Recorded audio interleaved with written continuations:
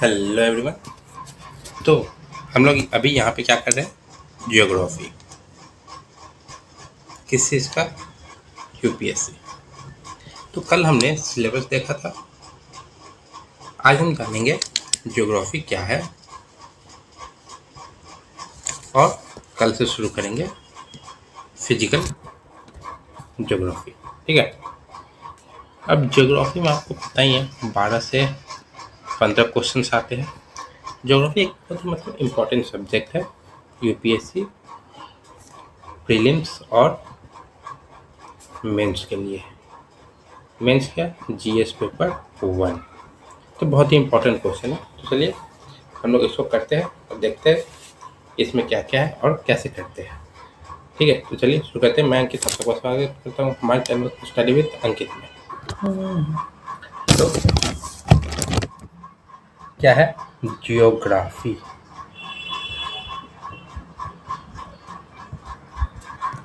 तो सबसे पहले आप लोग फिजिकल जियोग्राफी के लिए मैं बुक बता देता हूँ। तो कौन सा बुक पढ़ना आप लोग के लिए ठीक रहेगा? तो वो है क्लास 11 एंड 12 का। ठीक है, सबसे इम्पोर्टेंट क्लास 11 और स्पेशल कौन सा? एनसीईआरटी। ठीक है, तो क्लास 11 का जो एनसीईआरटी है वो आप लोग कीजिएगा, तो आपको बहुत फ़ायदा मिलेगा और हेल्प भी होगा, क्योंकि मैक्सिमम क्वेश्चन उसी से आते हैं। तो ये कीजिए। और बुक्स का नाम मैं आपको बता देता हूँ, फंडामेंटल ऑफ फिजिकल जियोग्राफी। अगर आप लोग खरीदना चाहते हो तो खरीद लीजिए, नहीं खरीदना चाहते तो एनसीईआरटी का एक ऐप आता है, तो उसमें आपको ये सब मिल जाएगा। आप या तो ऑनलाइन उसको देख सकते हैं या तो फिर डाउनलोड करके देख सकते हैं। तो प्रिंट आउट निकालना चाहे तो प्रिंट आउट भी निकाल लीजिएगा। तो ये सब करते हैं।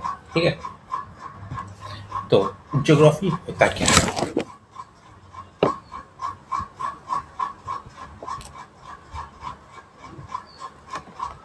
जियोग्राफी क्या होता है? जैसे कि अगर आप इसको स्प्लिट कीजिएगा तो क्या क्या आएगा? जियो प्लस ग्राफी। ठीक है, तो जियो का मतलब क्या होता है? जियो मतलब अर्थ, ग्राफी मतलब डिस्क्रिप्शन। डिस्क्रिप्शन ठीक है, नहीं तो फिर आप इसको बोल सकते हैं स्टडी। तो हम लोग यहाँ पे अर्थ के बारे में जानते हैं, अर्थ के बारे में पढ़ते हैं। ठीक है, तो अर्थ का स्टडी, लेकिन सिर्फ अर्थ के बारे में जानना ये नहीं है। ठीक है, तो स्टडी ऑफ अर्थ, लेकिन इसमें सिर्फ स्टडी ऑफ अर्थ नहीं है, सिर्फ स्टडी ऑफ अर्थ नहीं है। तो फिर क्या है? तो फिर हम इसमें क्या क्या देखते हैं? हम लोग देखते हैं अर्थ कैसे बना, अर्थ के फॉर्मेशन के बारे में देखते हैं। फिर हम लोग देखते हैं माउंटेन के फॉर्मेशन के बारे में।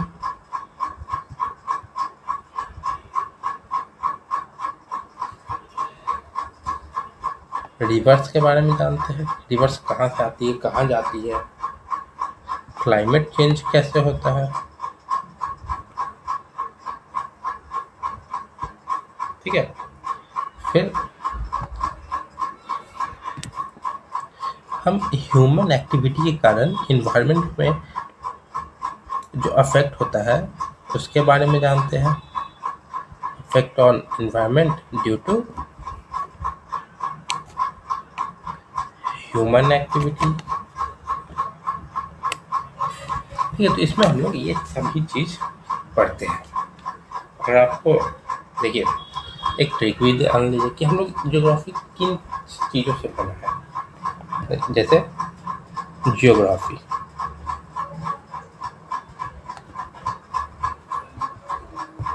तो इसमें होता है अर्थ,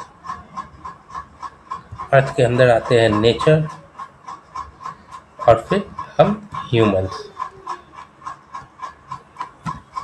मतलब लाइफ। ठीक है, तो अर्थ इन 3 चीज़ों से मिलके बना है।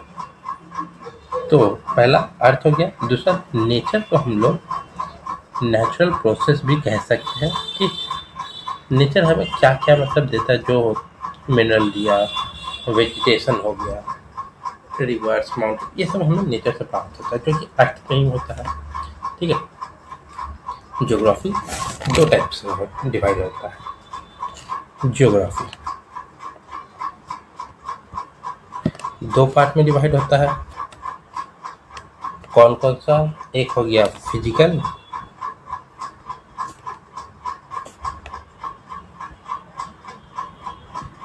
एक हो गया ह्यूमन या मैन मेड बोल सकते हैं। तो फिजिकल ज्योग्राफी में क्या आता है और ह्यूमन ज्योग्राफी में क्या आता है, चलिए एक बार देखते हैं। ठीक है, तो फिजिकल ज्योग्राफी में क्या क्या आता है? तो फिजिकल ज्योग्राफी में हो गया हमारा माउंटेन्स, माउंटेन्स के बाद आता है हमारा रिवर्स, और फिर वोल्केनोज, जो कि हमें नेचर से मिलता है, इसमें इंसान का कोई हाथ ना हो, उसको हम लोग फिजिकल ज्योग्राफी कहते हैं। वोल्केनोज, क्लाइमेट, लोग बोलेंगे कि क्लाइमेट में इंसान का हाथ है, पर क्लाइमेट में इंसान का नहीं, ग्लोबल वार्मिंग में इंसानों का हाथ होता है। ओशियंस, मतलब जितने भी नेचर रिलेटेड आइटम होते हैं, मतलब नेचर रिलेटेड चीज़ें,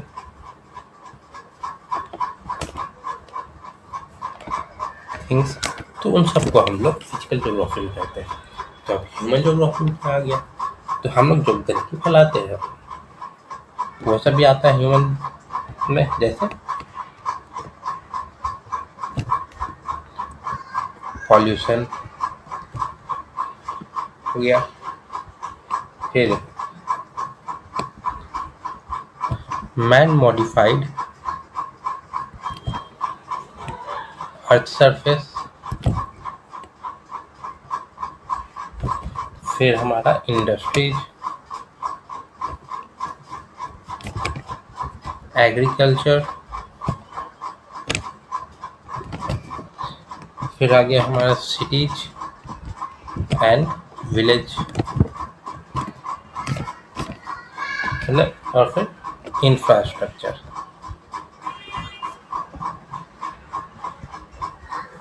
ठीक है, और ह्यूमन ज्योग्राफी को हम लोग कल्चरल लैंडस्केप भी बोल सकते हैं। ठीक है, तो we can call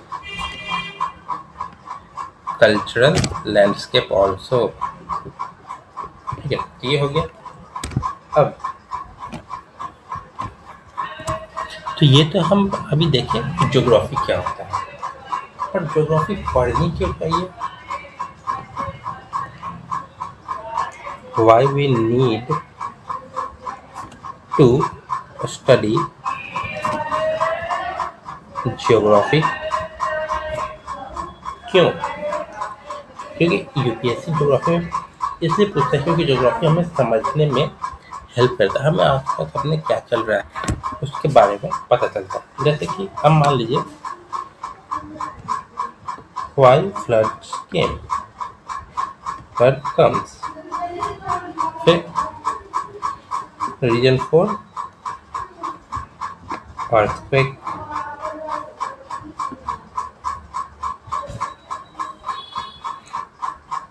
reason 4 monsoon. क्यों मानसून आता है? कोई रीजन होगा तभी तो, ऐसे तो कुछ नहीं आएगा। Why climate is changing. ठीक है,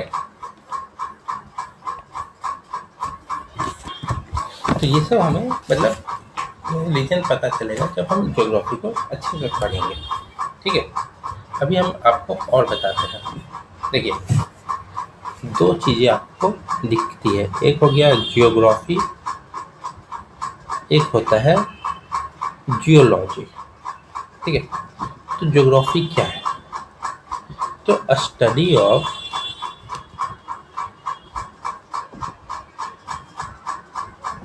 surface of earth, study of surface of earth, ये हमारा ज्योग्राफी होगी। पर जियोलॉजी क्या है? जियोलॉजी में हम लोग study of interior of earth, हम लोग इससे सतह के बारे में पढ़ते हैं, इससे हम सतह के अंदर जाते हैं, मतलब डिटेल में जाते हैं। ठीक है, ये आपका यूपीएससी का हो गया, ये आपका साइंस का हो गया। ठीक है, यूपीएससी ये पूछेगा, ये नहीं पूछेगा। ठीक है, तो ह्यूमन ज्योग्राफी को हम लोग क्या कहते हैं? ह्यूमन ज्योग्राफी का एक और नाम होता है, मान लीजिए ह्यूमन ज्योग्राफी, या तो हम बोले फिजिकल ज्योग्राफी था, ह्यूमन ज्योग्राफी। तो इसको हम लोग कल्चरल लैंडस्केप पढ़े थे, किसको हम लोग कल्चरल लैंडस्केप बोलते हैं। तो इसके अलावा और क्या क्या बोल सकते हैं? इसके अलावा हम लोग बोलते हैं एंथ्रोपोस्फेयर, एंथ्रोपोस्फेयर।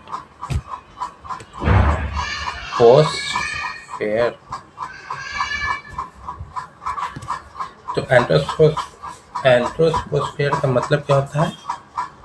मानव मंडल। जैसे गैलेक्सी को बोलते हैं तारामंडल, ऐसे एंथ्रोपोस्फेयर जो धरती पे इंसानों के आसपास रहता है उसको बोलते हैं मानव मंडल। तो चलिए, आप लोग कॉपी पेन तो लिए होंगे, चलिए आपको फिजिकल ज्योग्राफी बताते हैं कि क्या क्या उसके अंदर आता है। ठीक है, मान लीजिए कि ये है हमारा अर्थ। ठीक है, ये अर्थ हो गया। अर्थ में यहाँ पे हमारा मान लीजिए पानी है, और यहाँ पे खड़े हैं आप, यहाँ पे खड़े हैं आप लोग। ठीक है, ये अर्थ है, और ये पेड़ है।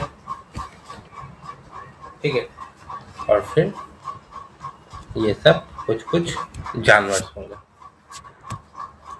ये मान लीजिए जानवर है। ठीक है, ये हमारा फिजिकल ज्योग्राफी का फिजिकल ज्योग्राफी। ठीक है, तो इसको हम लोग क्या क्या कहते हैं? जो हमारे आसपास है इसके बारे में भी हम पढ़ते हैं। ठीक है, तो मान लीजिए ये क्या है? ये वाटर है। वाटर किसको क्या कहते हैं? वाटर को हम कहेंगे हाइड्रोस्फीयर, मतलब जल मंडल। एंट्रोपोस्फेयर को हम लोग कहते हैं मानव मंडल, इसको बोलेंगे जल मंडल। ये हो गया। ये जो जमीन है ये, इसको हम लोग बोलेंगे लिथोस्फेयर,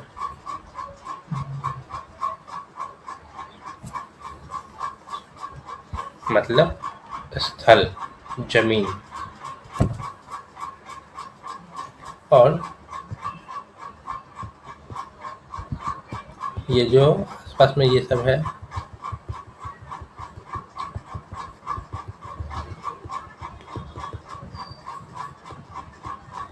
ये जो हमारे आसपास है चारों तरफ है, हमारे सराउंडिंग्स में, इसको क्या बोलेंगे? तो जो सराउंडिंग्स में उसको बोलेंगे एटमॉस्फेयर। एटमॉस्फेयर मतलब वायुमंडल। ये हमारा हो गया हाइड्रोस्फीयर, लिथोस्फीयर, एटमॉस्फेयर। अब आता है जो इंसान हो गए, जानवर हो गए, वो सब मतलब बायोस्फीयर।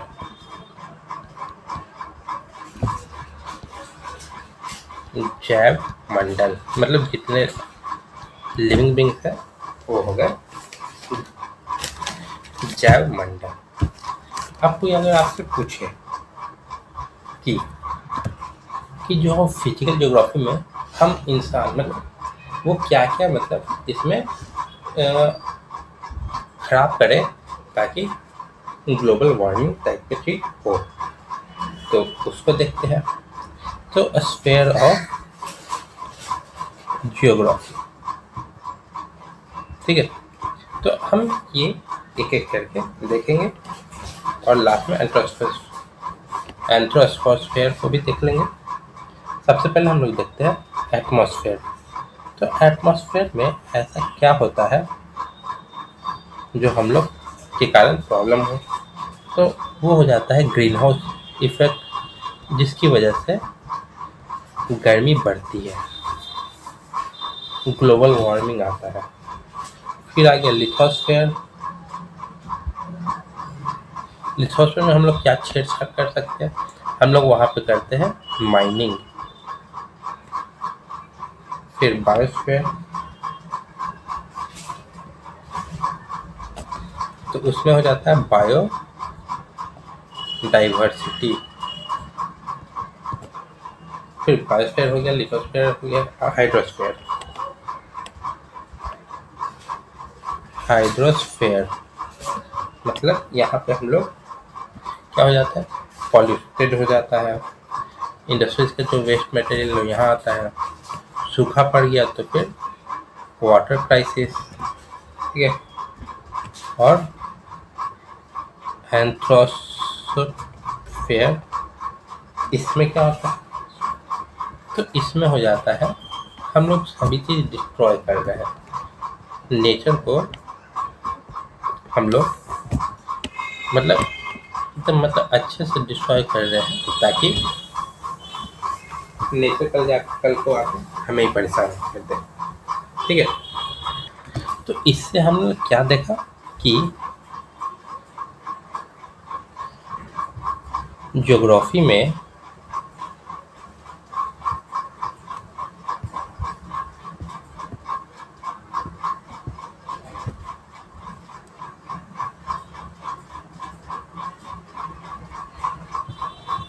जो फिजिकल है और एक ह्यूमन है, तो फिजिकल में हमें क्या देखने को मिलेगा, हमें देखने को मिलेगा नेचर के बारे में, और यहाँ मिलेगा ह्यूमंस के द्वारा डिस्ट्रॉय किए हुए चीज़ों के बारे में। अच्छा चलिए आप लोग से क्वेश्चन पूछते हैं, ठीक है। चलिए मान लीजिए अगर हिमालय नहीं होता तो इंडिया में क्या मतलब इंडिया का मतलब क्लाइमेट कैसा होता है। तो क्वेश्चन रहा, what would India's climate be like if there were no Himalayas। चलिए आप लोग दिमाग लगाइए, इसमें ज़्यादा कुछ करना नहीं, बस सोचना है, ठीक है। कीजिए, अभी मैं आपको एमसीक्यू टाइप के कुछ क्वेश्चन देता हूँ, ठीक है। चलिए क्वेश्चन है कि फ्रॉम विच लैंग्वेज